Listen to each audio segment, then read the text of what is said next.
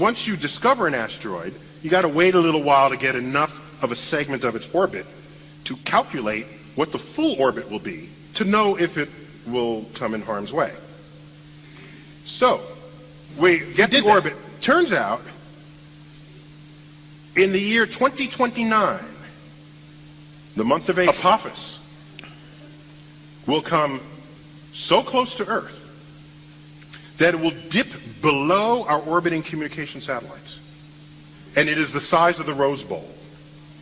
It'll be the largest, closest thing we have ever observed to come by Earth. The orbit we now have for it is uncertain enough, because these things are hard to measure and hard to get an exact distance for. The orbit is uncertain enough, so we cannot tell you exactly where that trajectory will be. So it doesn't matter where it goes through that keyhole. Now, that's if it goes through the center. If it goes through other places within that keyhole, then the contact point shifts further into the Pacific or closer towards Las North Vegas America. Or something, yeah. Yes. Okay? But if it goes through the center, it hits the Pacific Ocean, plunges down into the Pacific to a depth of 3 miles, at which point it explodes, cavitating the Pacific. Hey! I know it sounds crazy. In a hole that's 3 miles wide, 3 miles deep. That will send a tsunami wave outward from that location. That's an asteroid that breaks up from the gravitational stress as it nears bodies during its life. And so the asteroid becomes a train of objects that would then come and hit one right after another. This is so many hours before the next asteroid will hit. It's unlikely. This is so many hours before the next asteroid will hit. This is so many hours before the next asteroid will hit. This is so many hours before the next asteroid will hit. The orbits of some of our planets were being messed around with. So we've got Neptune, Uranus and Pluto, and they call it it's perturbation of the orbits. So in other words, there's some large other planet. This is how they found all the planets originally. They found the orbits were being messed around with, and they went looking for an object that was messing with the planetary orbits. So they went looking for another body, and Dr. Harrington noticed that we've got a bit of a problem with these other 3 planets. When he's completing his observations, and he sent them off to NASA, he took a load of films, he made some celestial maps, he plotted the orbit of planet X, he said he'd found it, and all those films went off to NASA and were mysteriously never seen again. Very weird, isn't it? Very weird. Yeah, and they've had these in mainstream media, believe it or not. Not so much in the United States. This has been China and Russia have gone with these stories, talking about 2 suns in the sky. People are taking clear pictures of it, and it's all very image, isn't it? You see the bits coming off the edge of it. This is what a lot of people are saying is the dust trail coming off it, which is the iron-based dust trail. So this is like iron oxide.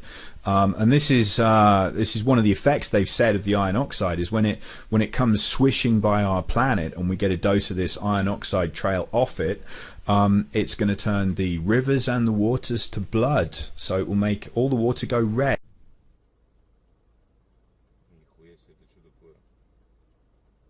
This is September, so we go into the red zone in September then. So this is what a lot of people are getting spooked by. Just about everybody you can get anywhere going underground. So underground is the place to be. Because you certainly don't want to be out in the open, and you also, well, you're gonna need a lot of supplies. I mean, what else could cause this?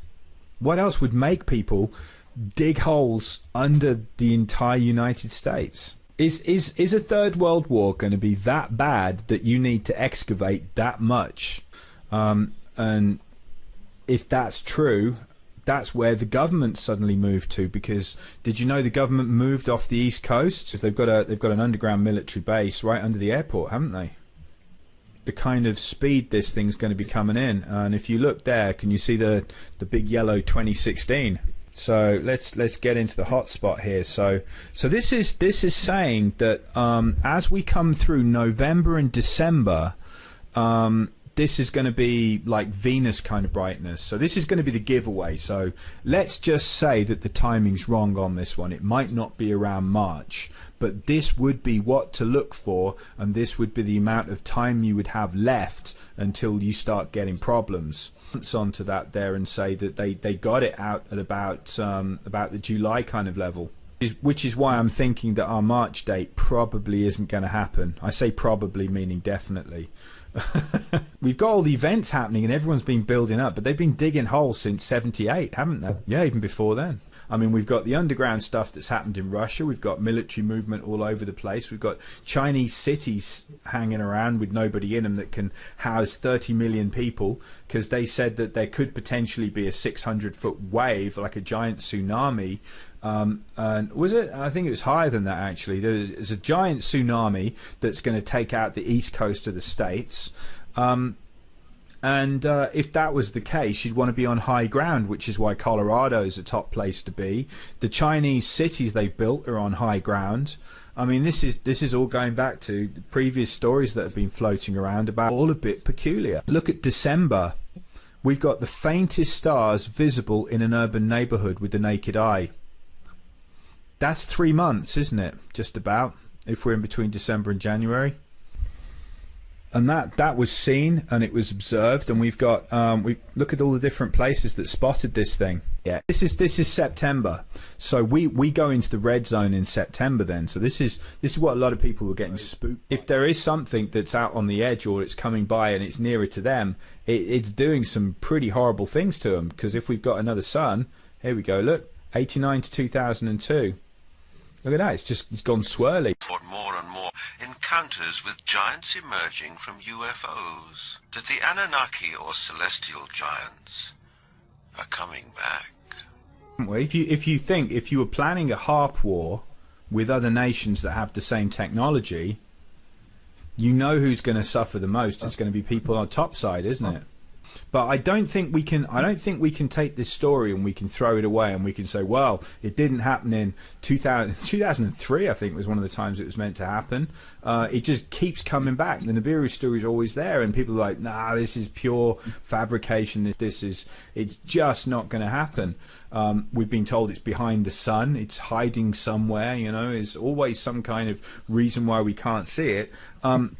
But when it does pop up, I think at the very least we'll have 40 days notice on it.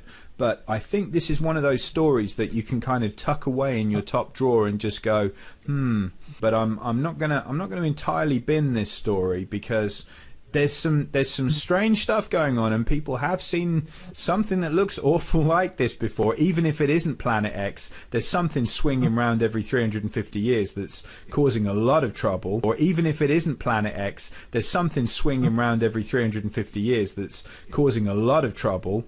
And we're about due for another one. Maybe not this year, maybe not next year, but there's something out there, and you know, I think it would be a good idea to keep an eye out for it.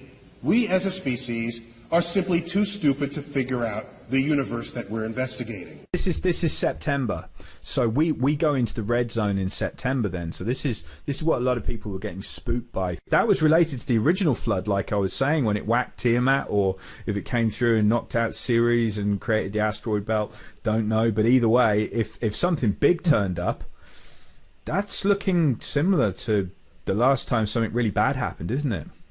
What NASA will tell you is that most solar systems are actually not singular solar systems, they're binary, which means that you've got a sun and then another sun. So there's two suns, and effectively they would be known as, there'd be two solar systems, but effectively going round each other kind of thing, you know, so they interact with each other, and they're binary solar systems. And they say 80% of solar systems are like that. If we've got a sun coming in that's got Nibiru going around it, it's coming into the solar system, and this thing's like a heater. Now look at what's happened to Venus. See the picture? Right. From 1978, right, where that map of the tunnels was coming from in the 70s, look at that, to 1999, we've got a couple of decades here, and a 2,500% increase in green light coming off Venus. That's a lot of light, isn't it, coming off it? That's enormous. Right. And then look, rapid appearance of features, and you can't hide it. I mean, if you're going on about Jupiter and what's going on with Jupiter's white ovals, look at them changing. I mean, Jupiter's got, remember that great big spot on Jupiter? There's a lot of really weird stuff going on, saying Jupiter has gone up 18 degrees in 10 years. I mean, what would happen if that happened to us on Earth? 18 degrees in 10 years? I mean, look at this. Towering storms more than 100 kilometers high. 100-kilometer high storms going through Jupiter's cloud deck for the first time. I mean, that's pretty severe. I mean, you know, that's right. It's not good to see that happening. And then look at this. This is the cue ball. So we've got Uranus here. Now, can you spot any distinctive features on that? That is a cue ball picture, okay? Now, that's 1986. Now, look what happens to it. And then look, it gets hit by huge storms. And you can see, I mean, these are enormous things. And this is happening all over the place. That's a bit of a problem. Look at that, from 1996 to 2002. It's 40% brighter. It's almost as if that thing's closer to what's coming in, and they're getting a lot of changes because they're nearer to it than we are. I've done some research on this deep underground tunneling systems and deep underground military bases for a couple of years now, because they're absolutely bragging about the work that they've done. They've put it out here for everybody to see, and they've said, look at this amazing stuff we've done. And I mean, some of it's still, you know, very well hidden, but they are absolutely bragging about it now. And they have been preparing at a breakneck speed for something for them to be able to live underground for an extended period of time. They have massive structures underneath the ground. They have these drilling machines. Some of them are huge. Some of them are small. But they are absolutely amazing. They can go through solid rock. They have made an underground system underneath the United States, underneath the world. These things go everywhere. I'm talking everywhere. They are connected globally. I mean, they plan on living here for years, because there's something that they're planning on that they know about that's going to happen.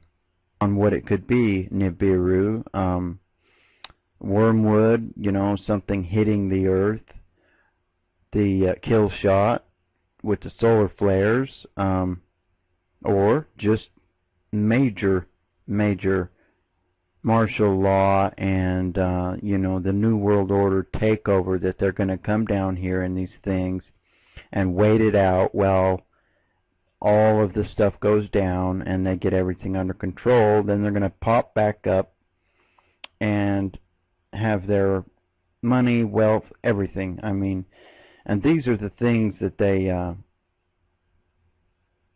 put all around the walls after they've gone through and bored the rock and dirt and stuff out of there. They have conveyors that take it all the way back to the entrance of these tunnels, miles and miles. And these things go thousands of miles under the ground. I mean, deep under the earth. This one here is the old style system of doing things, and it took them a long time, but now they have these tunnel boring machines that are absolutely amazing. They are fast. You know, as far as tunneling goes, they are very fast, and they are very precise. And they can go as deep as they want to, as long as they don't go into the break through the crust and go into the lava. You know, the liquid section of our planet, because that's, you know, that's gone too deep and too far, and you know, they'll major, but you can see how they're doing these things. But they are definitely preparing for the stuff to hit the fan. These things are for real, and they are stocked they are ready to go. Some people are living in them. There's been reports of VIPs missing. Well, this is where they've gone.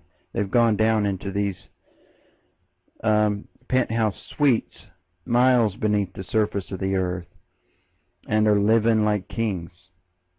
And I mean, this is absolutely incredible, the system that they have put in place down the high-speed rail systems.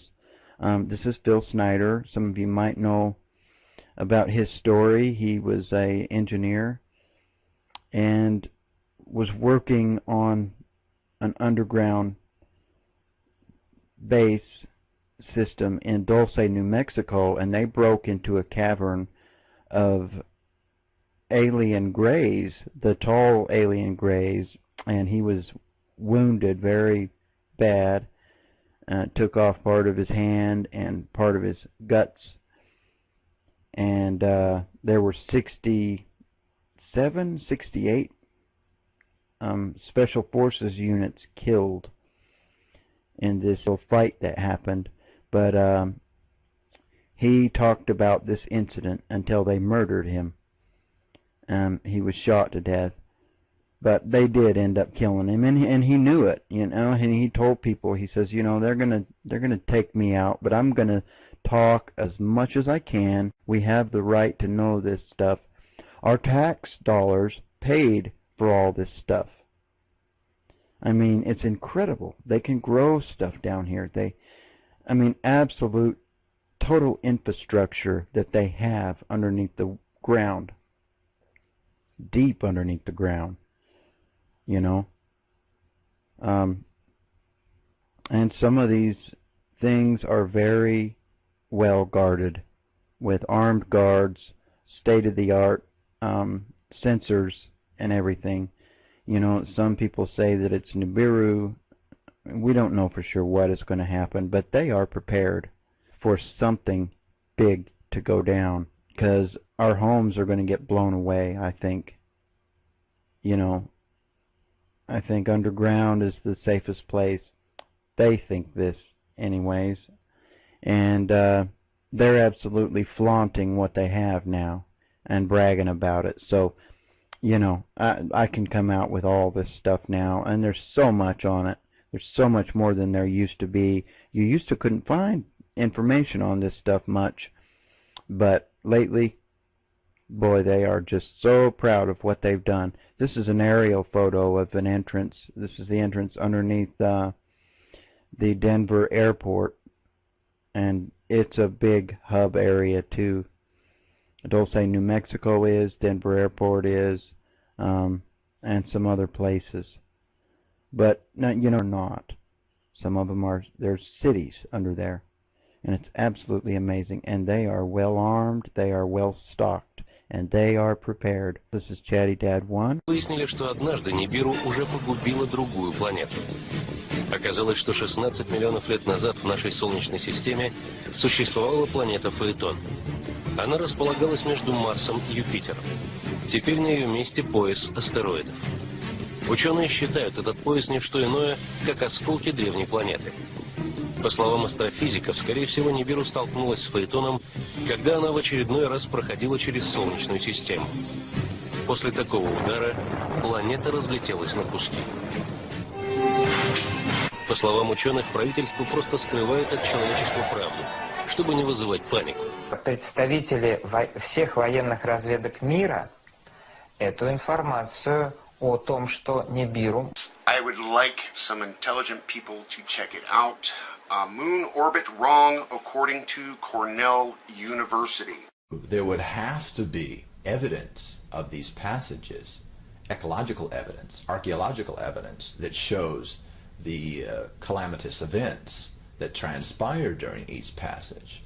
Mastodons being frozen instantly with still undigested food in their stomach all over the earth. There is evidence that in the past we have had polar shifts or some type of cataclysmic event on Earth which happens in cycles over time. They asked the Egyptian priest cults what was civilization like a long time ago, and they said that in the previous 10,000 years, they had major devastating events. These were the type that crushed their civilization.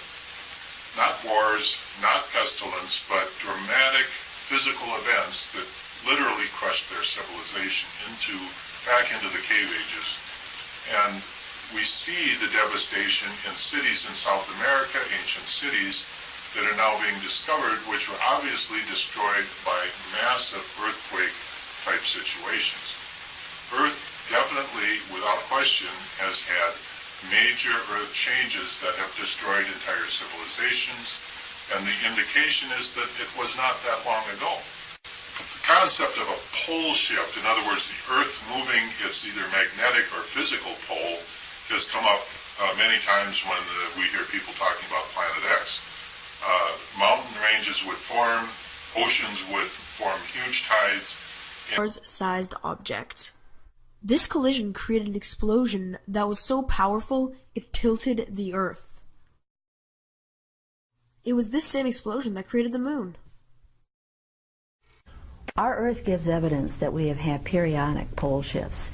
There's mountain building in and of itself is evidence. These mountains are like pushed together. If you're in an airplane and you look down at foothills, for instance, it almost looks like a rumpled blanket, like somebody took a blanket and pushed it and rumpled it.